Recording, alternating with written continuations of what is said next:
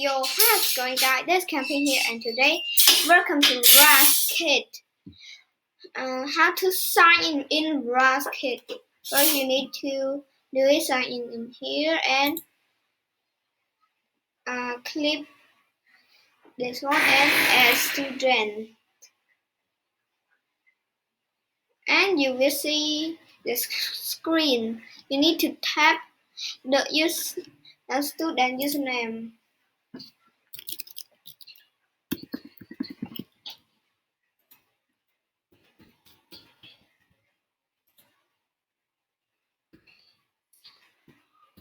Okay, this one, and we don't type here. If you want to type, yes, you can buy then type.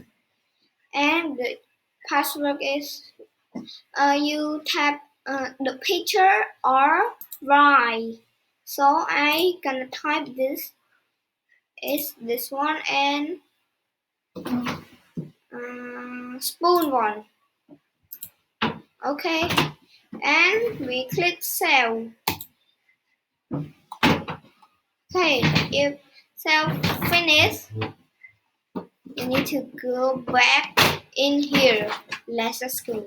So we are here in the Raz-Kit loading.